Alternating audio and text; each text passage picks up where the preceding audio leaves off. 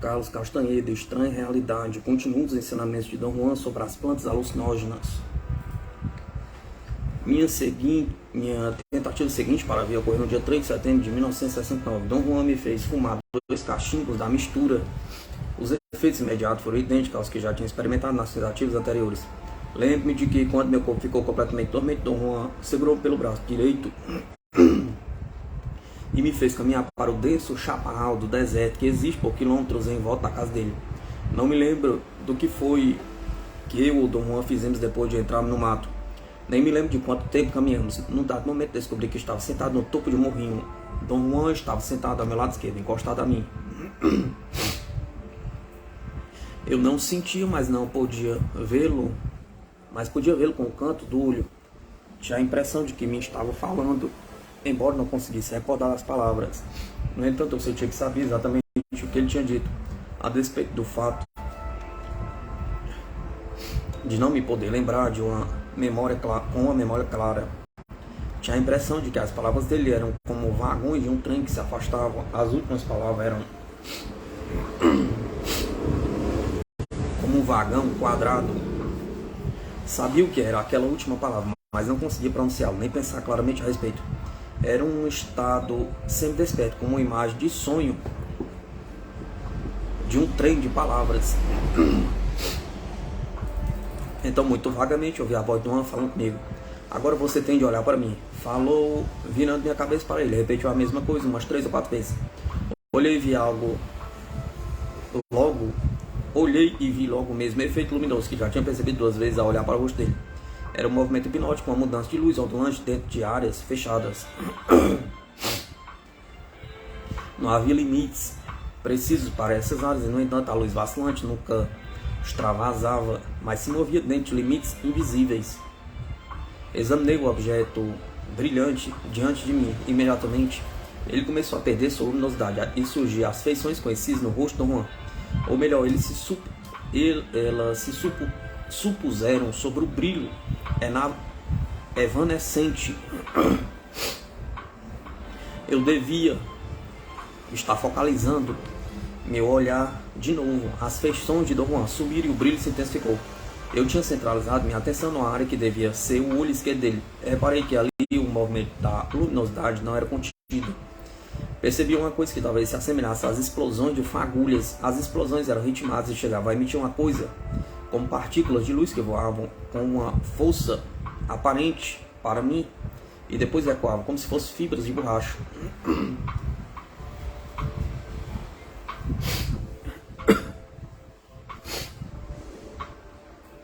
Dom Juan deve ter virado minha cabeça. De repente eu estava olhando para um campo arado. Agora eu olhei para frente. Ouvi Dom Juan dizer, de frente de mim, talvez a uns 200 metros, havia um morro grande e comprido. Toda sua encosta ainda tinha sido arada. Sulcos horizontais corriam paralelamente desde a base até o cume do morro.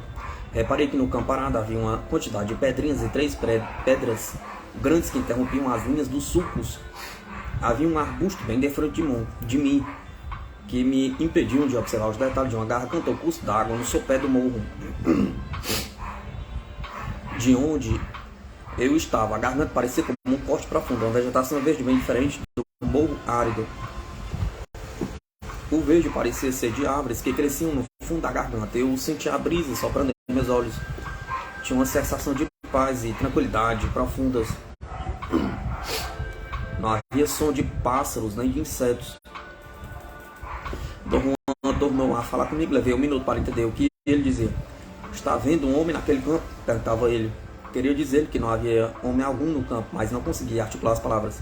Don Juan pegou minha cabeça nas mãos dele, por trás eu vi os dedos dele sobre minhas sobrancelhas e minhas faces, e me fez percorrer o campo com os olhos, movendo minha cabeça devagar, da direita para a esquerda, depois na direção oposta.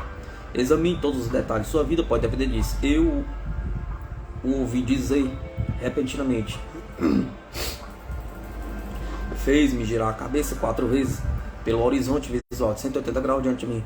Num certo momento, quando ele tinha movido minha cabeça para olhar para a extrema esquerda, achei que tinha percebido alguma coisa se movendo no campo. Tive uma breve percepção do movimento com o canto do olho direito. Comecei a voltar a cabeça para a minha direita e consegui focalizar o olhar no campo parado. Vi um homem caminhando ao lado dos sulcos. Era um homem simples, vestido como um camponês mexicano. Estava de sandálias, calça cinza clara, uma camisa bege de mangas compridas, chapéu de palha e tinha uma sacola marrom claro, com uma alça por cima do ombro direito. Don Juan deve ter notado que eu tinha visto o homem. Perguntou várias vezes se o homem estava olhando para mim ou se estava dirigindo para mim. Queria dizer-lhe que o homem se estava afastando e que permanecia de costas para mim, mas só consegui dizer não. Don Juan disse que se o homem viesse em minha direção, eu tinha de gritar e ele viraria minha cabeça para proteger-me. Eu não tinha nenhuma sensação de medo, apreensão nem de envolvimento. Assisti a cena friamente. O homem parou de andar no meio do campo. Ficou com o pé direito apoiado sobre uma grande pedra redonda, como se estivesse amarrando a sandália. Depois, endireitou, puxou um cordão de sacola e enrolou em volta da mão esquerda. Virou as costas para mim, ficando de frente para o topo do morro e começou a examinar a área diante dele. Achei que estava observando por causa da maneira como movia a cabeça, deslocando-a devagar para a direita. Eu o vi de perfil, então ele começou a virar o corpo todo em minha direção, até estar olhando para mim. Chegou a sacudir a cabeça, movendo de maneira que eu sabia sem dúvida alguma que ele me vira. Estendeu o braço esquerdo para frente, apontando para o chão, com o braço nessa posição começou a caminhar em minha direção. Ele está vindo, gritei sem qualquer dificuldade.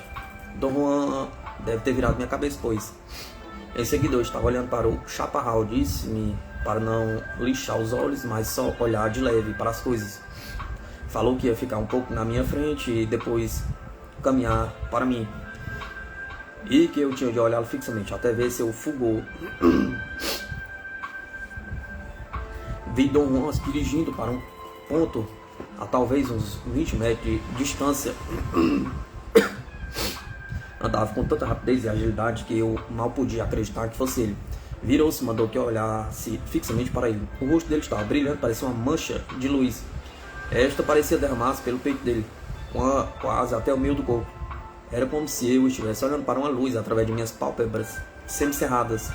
O brilho parecia expandir-se e retrair-se. Deve ter começado a caminhar para junto de mim, porque a luz ficou mais intensa e distinguível. Disse-me alguma coisa, esforcei para compreender e perdi de vista o brilho. Então ouvi Don Juan como vejo na vida diária. Estava a menos de 1 metro. Sentou-se virado para a mira.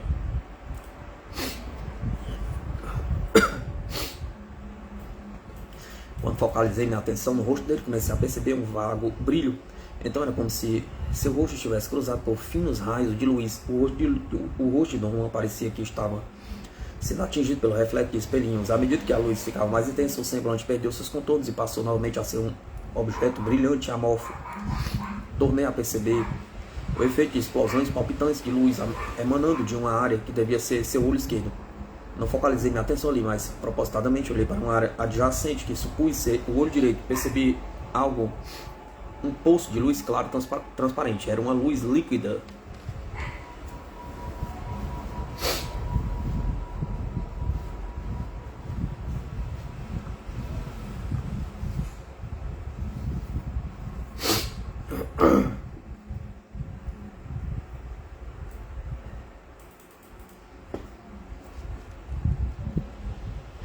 Vi que perceber era mais do que avistar, era sentir. O poço de luz escura e líquida tinha uma profundidade extraordinária, era simpática, bondosa.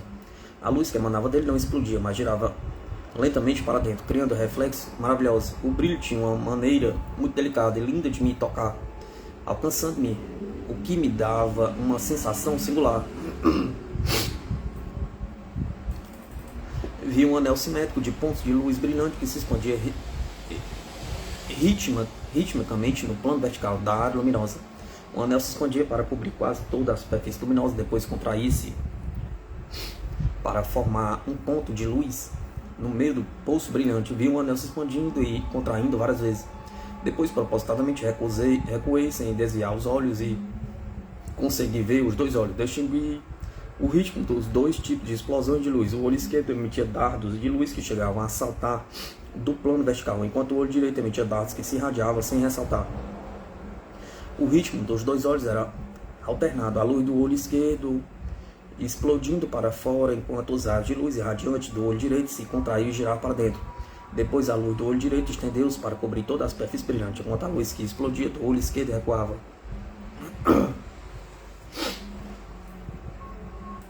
Dom Juan deve ter me virado outra vez, pois eu estava novamente olhando para o campo parado.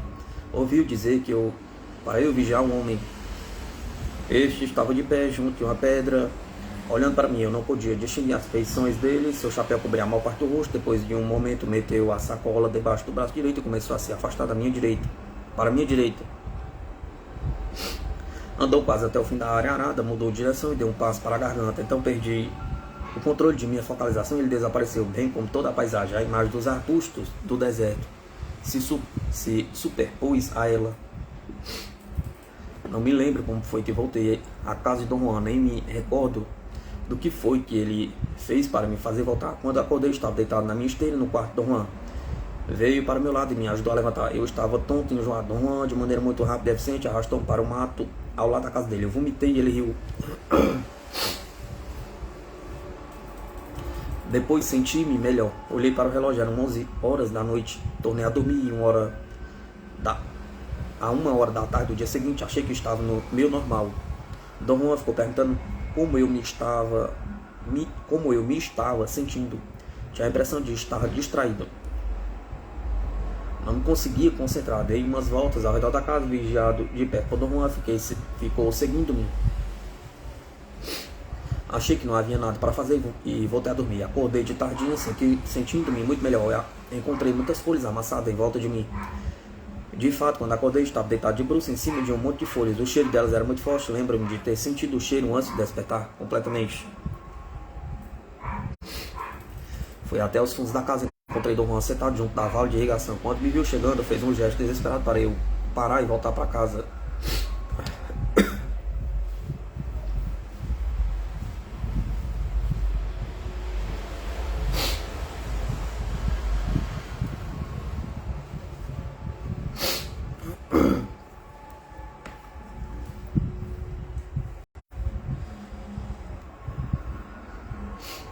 Corra para dentro, gritou ele. Corri para casa pouco depois ele entrou. Nunca venha atrás de mim, disse ele. Se quiser me ver, espere por mim aqui. Desculpe-me. Ele falou que não perdesse tempo em desculpas tolas que não tinham o poder de cancelar meus atos. Disse que tinha tido muita dificuldade em me fazer voltar e estava intercedendo por mim junto da água. Agora temos de nos arriscar e levá-lo na água, disse ele. Garanti-lhe que me estava sentindo bem. Ele olhou nos meus olhos por muito tempo. Venha comigo, falou. Vou pô-lo na água. Estou bem, respondi. Olhe, já estou tomando notas. Levantou-me da esteira com muita força. Não tenha caprichos, disse ele. Você não vai tardar para você adormecer de novo. Talvez dessa vez eu não consiga acordá-lo. Corremos para os fundos da casa. Antes de chegarmos à água, disse-me, num tom muito teatral, para fechar bem os olhos e não os abrir até ele ordenar. Explicou que, se eu olhasse para a água, mesmo por um instante, poderia morrer. Pegou-me pela mão e mergulhou-me na vala de irrigação, de cabeça para baixo. Fiquei de olhos fechados enquanto ele me mergulhava e me puxava para fora por horas a fio. A transformação que senti foi notável. O que quer que estivesse errado comigo antes de entrar na água não era tão sutil que não cheguei a notar, até compará-lo com a sensação de bem-estar e alerta que tive enquanto Dom Juan me metia ao canal de irrigação.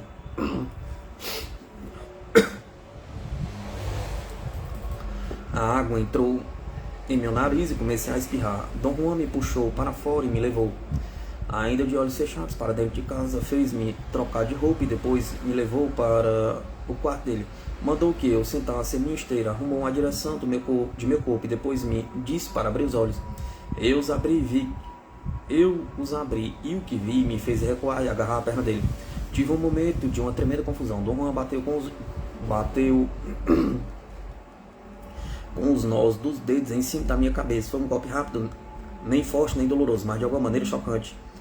O que é que há com você? Pergunta. O que foi que viu? Perguntou. Quando eu abri os olhos, deparei com a mesma cena que tinha visto antes. Tinha visto o mesmo homem desta vez, porém, ele estava quase me tocando. Vi seu rosto. Havia nele um ar conhecido, eu quase sabia quem ele era. A cena desapareceu quando um homem me bateu na cabeça. Olhei para Dom Juan e ele estava com a mão pronta para me bater de novo. Riu e perguntou se eu queria apanhar de novo. Larguei a perna nele e descansei na esteira. Mandou que eu olhasse bem para frente, não me virasse de maneira alguma na direção da água dos fundos da casa. Então reparei pela primeira vez que estava escuro como breu dentro do quarto. Por um momento eu não tinha certeza se estava de olhos abertos. Foquei-os com as mãos para me certificar. Chamei Dom Juan em voz alta e disse-lhe que havia alguma coisa errada com meus olhos. Não conseguia ver de todo, enquanto que um momento antes eu o vira pronto para me bater. Aqui o rosto dele, ouvi o riso dele por cima da minha cabeça, à minha direita. Então ele acendeu um lampião de querosene. Meus olhos se adaptaram à luz numa questão de segundos. Tudo estava como sempre, as paredes de taipa do quarto e as raízes medicinais secas extremamente contorcidas dependuradas delas, os maços de ervas, o teto de sapê, o lampião de querosene dependurado na viga. Eu já tinha visto aquele quarto centenas de vezes e, no entanto, aquela vez achei que havia alguma coisa singular nele e em mim. Era a primeira vez que eu não acreditava na realidade final de minha percepção. Eu estava caminhando para aquela impressão e talvez a tivesse intelectualizado várias vezes, mas nunca estivera perto de uma dúvida séria. Dessa vez, porém, eu não acreditava que o quarto fosse real. E por um momento tive a estranha sensação de que era uma cena que desaparecia se Dom Juan batesse em cima de minha cabeça com os nós dos dedos. Comecei a tremer, sem sentir frio.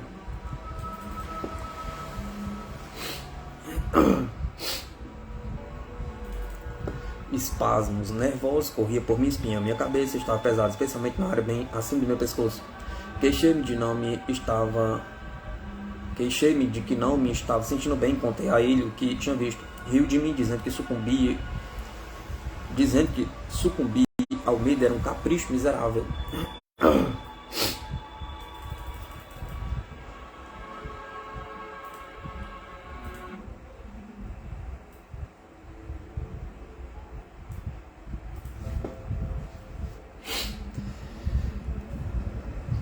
Você está assustado sem estar com medo, falou. Viu o aliado olhando para você, grande coisa. Espere até estar cara a cara com ele, antes de se cagar todo. Disse-me para levantar e ir para o meu carro sem me virar na direção da água e para esperá-lo. Enquanto ele pegava uma pá e uma corda, mandou que eu dirigisse para um lugar onde tínhamos encontrado o toco de uma árvore. Começamos a cavar para arrancá-lo no escuro. Trabalhei duramente por várias horas. Não conseguimos arrancar o toco, mas eu me senti muito melhor. Voltamos para a casa dele. Comemos um pouco e as coisas voltaram a ficar perfeitamente reais e comuns. O que aconteceu? Perguntei. O que foi que eu fiz ontem? Pergunta. Você me fumou e depois fumou um aliado, disse ele. Perdão? Pergunta. Dom Juan riu e disse que agora eu ia pedir-lhe para me contar tudo desde o princípio. Você me fumou, repetiu ele. Ficou olhando fixo para meu rosto. Dentro de meus olhos, viu as luzes que marcam o rosto do homem. Sou um feiticeiro, você viu isso em meus olhos. Você não sabia disso, porém, pois é a primeira vez que o faz. Os olhos dos homens não são todos iguais. Breve vai descobrir isso. Depois fumou um aliado.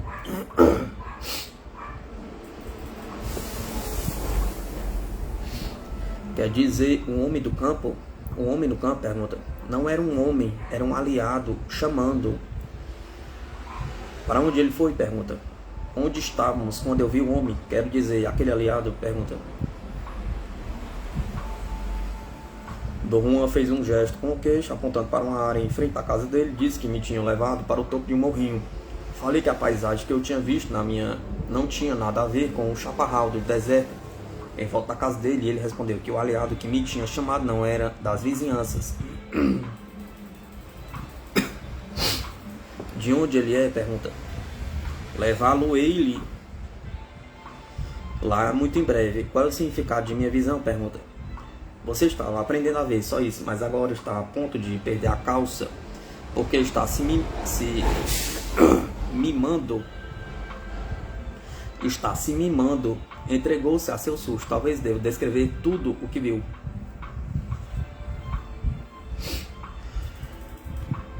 Quando comecei a descrever a maneira como me pareceu o rosto dele, fez-me parar e disse que aquilo não tinha importância alguma. Disse-lhe que quase o vira como um ovo luminoso.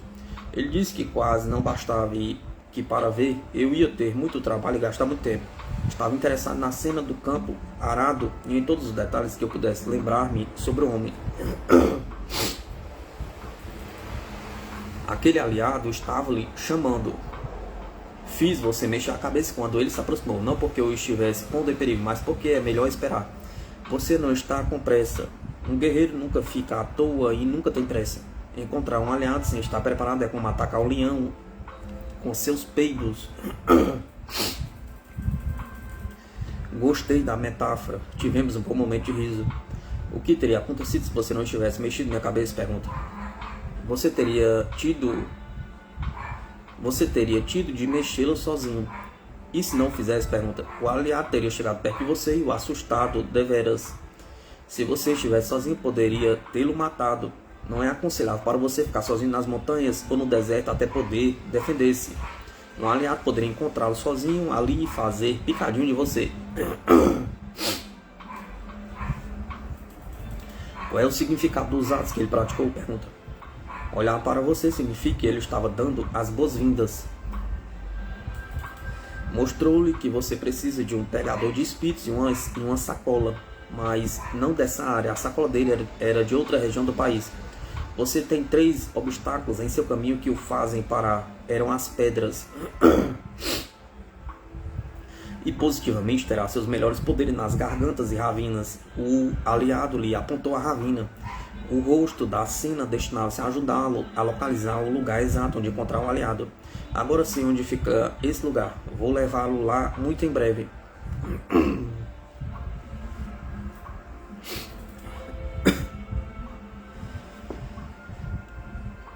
Quer dizer que a paisagem que eu vi existe mesmo? Pergunta. Claro. Resposta. Onde? Pergunta. Não lhe posso dizer isso. Como é que eu podia encontrar esse lugar? Pergunta. Também não lhe posso dizer isso. E não porque eu não queira, mas simplesmente porque não sei como lhe contar.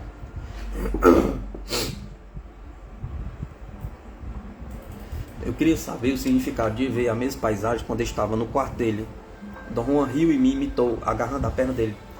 Aquilo foi uma reafirmação de que o aliado quer você. Continuou, certificando-se de que você e eu sabíamos que ele o recebia bem. E o cara que eu vi? Pergunta. E a cara que eu vi? Pergunta. É uma cara conhecida para você, porque você o conhece, já ouviu antes. Talvez seja a cara de sua morte. Você se assustou, mas isso foi descuido seu.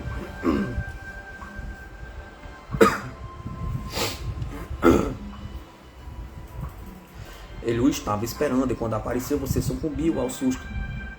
Felizmente eu estava ali para bater em você, senão ele se teria voltado contra você.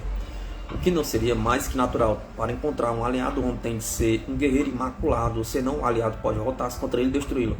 Dom Juan me convenceu a não voltar a Los Angeles no dia seguinte. Parece que ele achava que ainda não me tinha recuperado completamente. Insistiu para eu ficar sentado dentro do quarto dele, virado para o sudeste, a fim de conservar minha força. Ficou sentado à minha esquerda, entregou-me meu bloco e disse que dessa vez eu o tinha pilhado. Ele não só Ele não só tinha de ficar comigo, como tinha ainda de falar-me.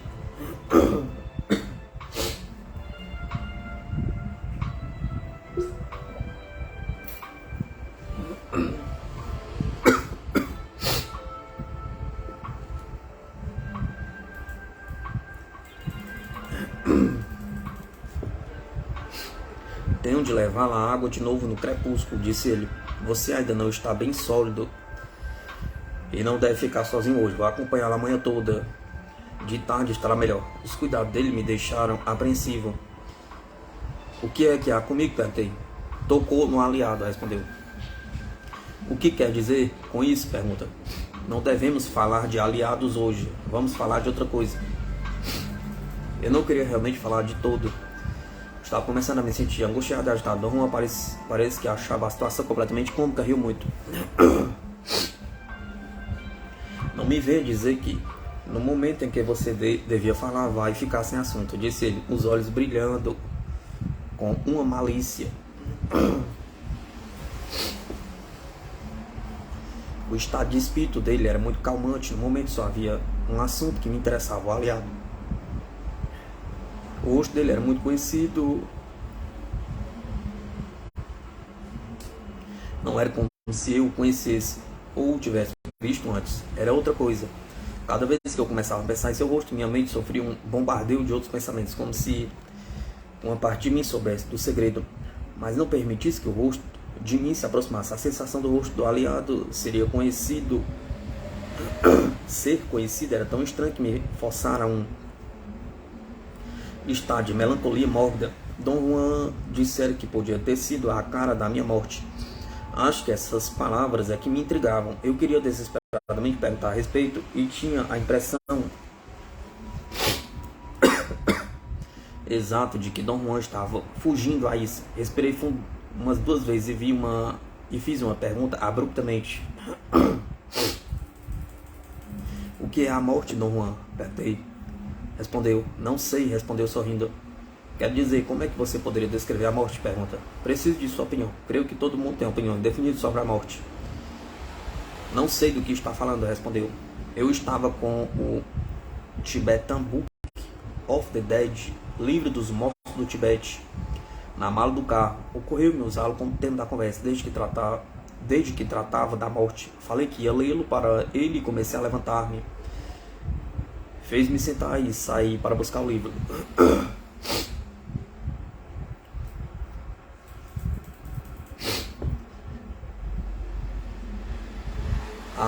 Amanhã é uma hora ruim para os feiticeiros, disse ele, com explicação para eu ter de ficar quieto. Você está fraco demais para sair do quarto.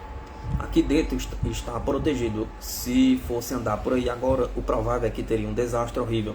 Um aliado poderia matá-lo na estrada ou no mato. E mais tarde, quando encontrasse seu corpo, diriam que você tinha morrido misteriosamente ou sofrido um acidente. Não estava em situação, nem em estado de espírito de argumentar com as decisões dele, de modo que fiquei quieto a manhã quase toda, lendo e explicando parte do livro para ele. Ouviu com atenção e não me interrompeu de todo. 2 vezes tive de parar por algum tempo, enquanto me trazia água e alimentos, mas assim que ele ficava desocupado de novo, insistia para eu continuar a ler. Parecia estar muito interessado. Quando terminei, olhou para mim.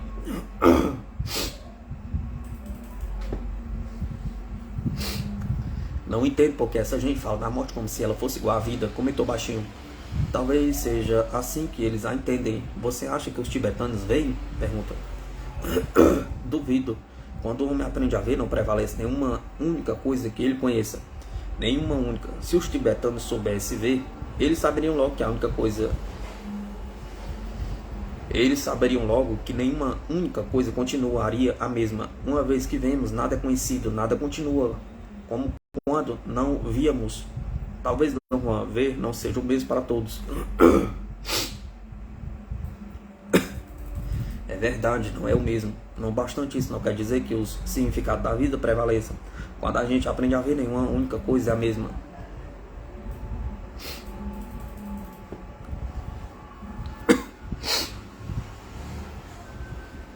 Obviamente os tibetanos acreditam que a morte é como a vida. O que você acha que é a morte? Perguntei. Não acho que a morte seja como nada. e acho que os tibetanos devem estar se referindo a outra coisa. De qualquer forma, não estão falando da morte. De que você acha que eles estão falando? Pergunta. Talvez me possa dizer isso. É você quem lê. Tentei falar alguma outra coisa, mas eles riu. Talvez os tibetanos realmente vejam, continuou Dom Juan. E nesse caso eles devem ter compreendido que o que vem não faz sentido algum, e eles escreveram um monte de asneiras porque não lhes importa. E nesse caso o que escreveram não é asneira alguma. Não me importa realmente o que os tibetanos têm a dizer, falei, mas certamente me importa o que você tem a dizer. Gostaria de saber o que você pensa da morte.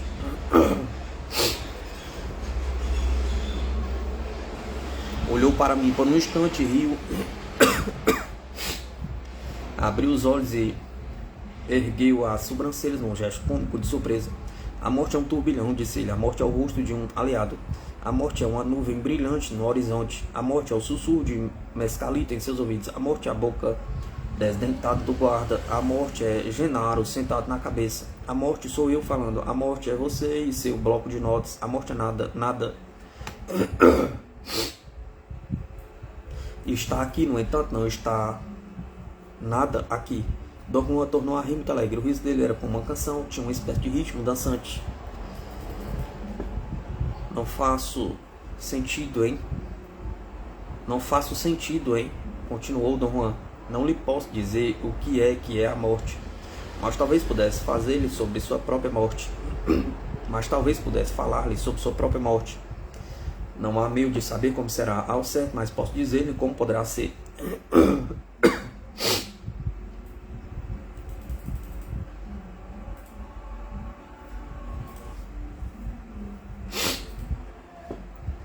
Fiquei assustado nesse ponto e disse que eu só queria saber como é que a morte parecia ser. Para ele, frisei que estava interessado nas opiniões dele a respeito da morte no sentido geral, mas que não queria saber dos detalhes da morte de qualquer pessoa, em especial da minha. Só posso falar da morte em termos pessoais, disse ele. Queria que eu lhe contasse da morte, muito bem. Então não tenha medo de ouvir a respeito da sua própria morte.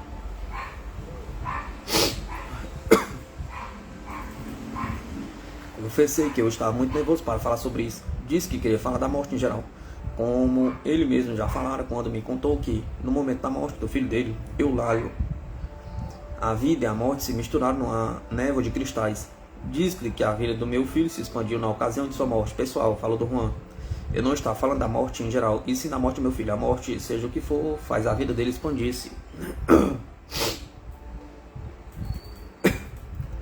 Eu queria positivamente desejar a conversa do reino, dos detalhes, e mencionei que tinha andado lendo relatos de pessoas que haviam morrido por vários minutos e tinham revivido por meio de técnicas médicas. Em todos os casos que leram, as pessoas em questão tinham declarado ao reviverem que não conseguiram lembrar-se de nada, que a morte era apenas uma sensação de desmaiar. Isso é perfeitamente compreensível, disse ele. A morte tem dois estágios. O primeiro é o desmaio. É um estágio sem significado, muito semelhante ao primeiro efeito de Mescalito, em que a gente experimenta uma leveza que nos faz sentir felizes, completos e que todo mundo está bem. Mas esse é apenas um estado superficial. Logo desaparece, a gente entra num novo reino, um reino de dureza e poder.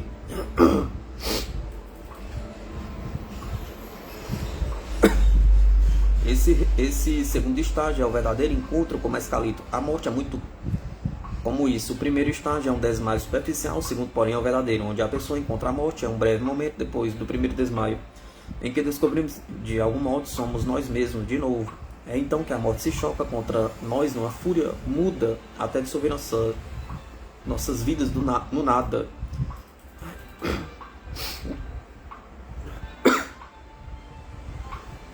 Como você pode ter certeza de estar falando sobre a morte? Pergunta. Tenho meu aliado. Um fuminho me mostrou minha morte inconfundível, com grande clareza. É por isso que só posso falar sobre a morte pessoal. As palavras de Dom Juan causaram uma profunda apreensão e uma ambivalência dramática. Tinha a impressão de que ele ia me descrever os detalhes comuns de minha morte, dizer-me como ou quando eu ia morrer. A simples ideia de saber disso me desesperava e ao mesmo tempo provocava minha curiosidade. Naturalmente eu poderia ter pedido que ele descrevesse sua própria morte, mas senti que um pedido desses seria um tanto grosseiro e eliminei-o automaticamente.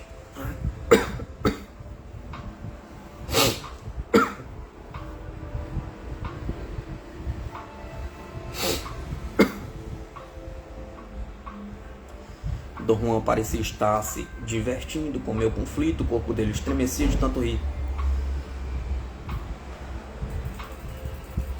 Quer saber como pode ser sua morte? Indagou ele, com um prazer infantil no rosto. Achei o prazer malicioso dele em implicar comigo um tanto confortador que quase diminuía minha apreensão. Ok, diga-me, respondi, e minha voz falseou. Teve uma explosão de riso formidável, segurou a barriga e rolou para o lado, repetindo, zombando. Ok, diga-me, com a voz de falsete. Depois endireitou-se, sentou-se, fingindo dureza e com a voz trêmula falou. O segundo estágio de sua morte pode bem ser do seguinte modo. Seus olhos me examinaram com uma curiosidade aparentemente sincera. Eu ri, percebi claramente que a caçoada dele era o único artifício que poderia amortecer a impressão da ideia da morte da própria pessoa. Você dirige muito bem. Você dirige muito, continuou ele, de modo que pode encontrar-se, num dado momento, novamente dirigindo o carro. Será uma sensação muito rápida, que não lhe dará tempo de pensar. De repente, digamos, você estaria dirigindo como já fez milhares de vezes. Mas antes de poder pensar em si, notaria uma formação estranha diante de seu para-brisa. Se olhasse mais de perto, veria que é uma nuvem que parece uma espiral brilhante. Seria parecida, digamos, como um rosto, bem no meio do céu, na sua frente. Enquanto você olhasse, veria que ela recuava até ser apenas um pontinho brilhante na distância. E então repararia que ela começou a se mover na sua direção. Outra vez, ganharia velocidade no piscar de olhos, chocar-se-ia contra o para-brisa do seu carro. Você é forte. Estou certo de que a morte precisaria de alguns assaltos para pegá-lo.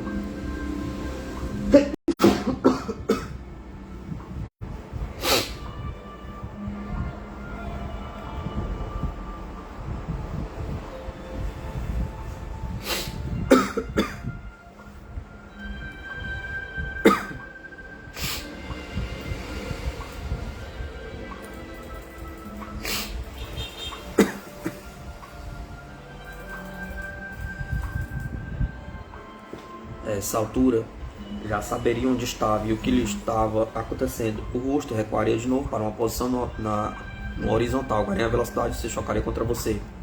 O rosto encontraria dentro de você, então saberia.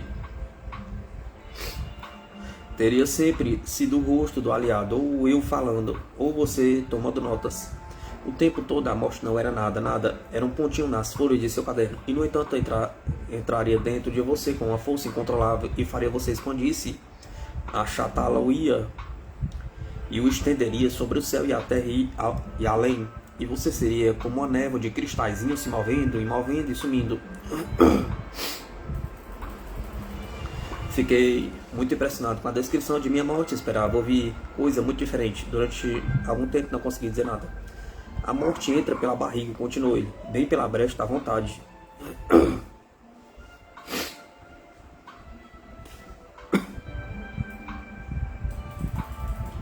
Aquela zona é a parte mais importante e sensível do homem. É a zona da vontade, também a área pela qual nós todos morremos. Sei disso porque meu aliado me guiou àquele estágio. Um feiticeiro sintoniza sua vontade, deixando que sua morte o alcance. E quando ele está chato e começa a se expandir, sua vontade impecável toma conta e reúne a neblina numa pessoa de novo.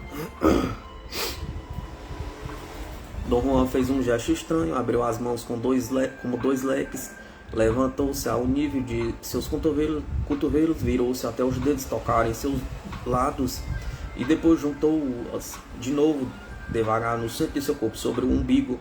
Conservou-as ali um momento. Seus braços tremiam com o esforço, depois levantou-se até as pontas de seus dedos médios tocaram sua testa e depois puxou-as para baixo na mesma posição do meio do corpo. Era um gesto formidável. Dom Juan o executara com tanta força e beleza que fiquei assombrado.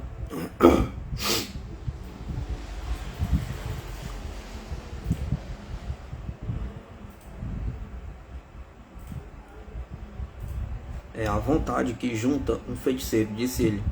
Mas como a velhice o enfraquece, sua vontade murcha e chega inevitavelmente o momento em que ele não é mais capaz de dominar sua vontade. Então ele não tem nada com o que se opor à força muda de sua morte, e sua vida se torna igual à de todos os seus semelhantes, com a névoa se expandindo além de seus limites.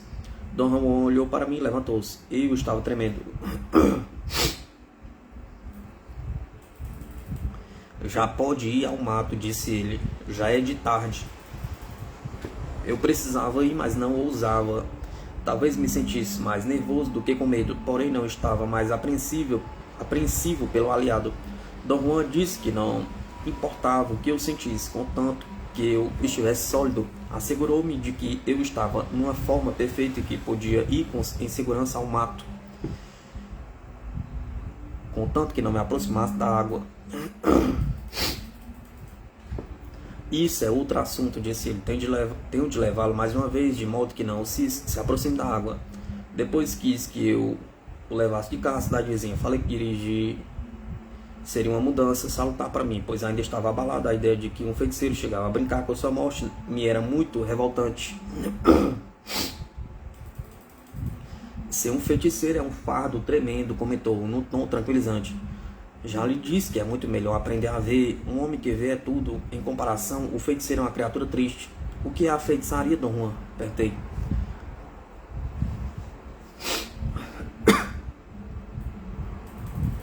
Olhou para mim muito tempo, sacudiu a cabeça quase imperceptivelmente.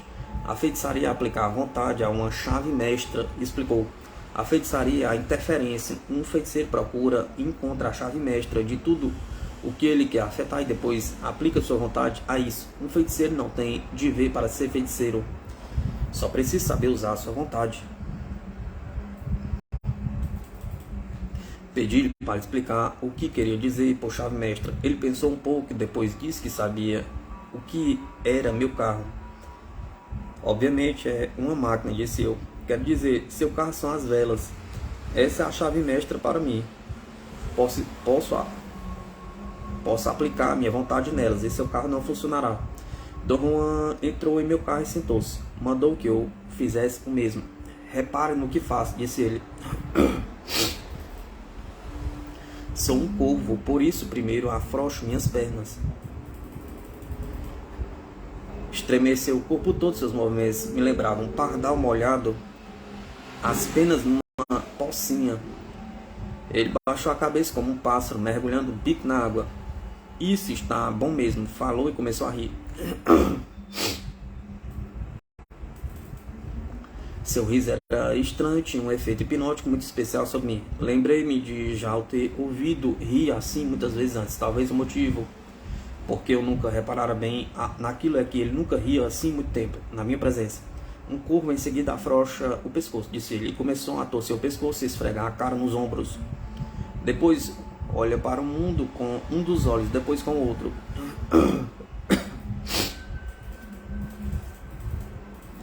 A cabeça dele tremeu.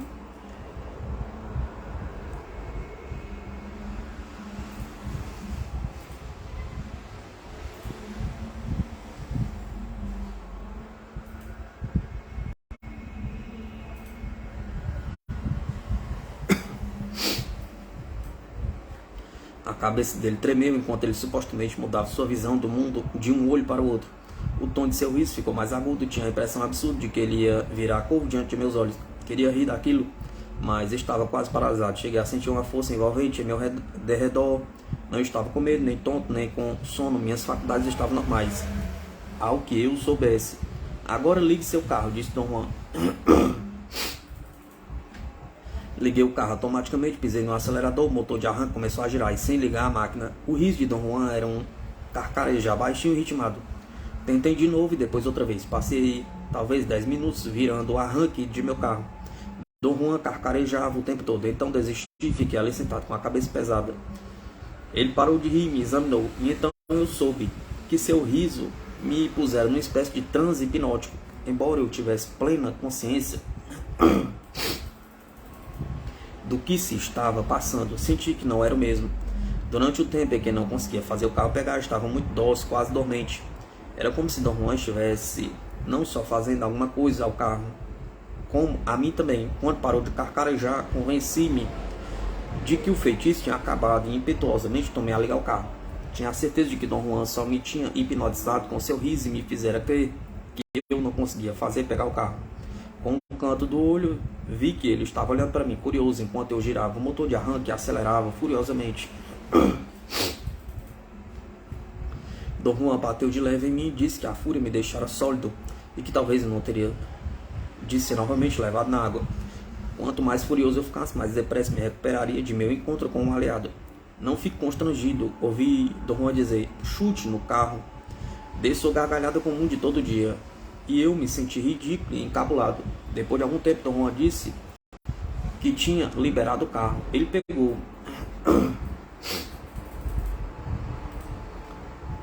Estranha Realidade. Continua os ensinamentos de Dom Juan sobre as plantas alucinógenas por Carlos Castanheda.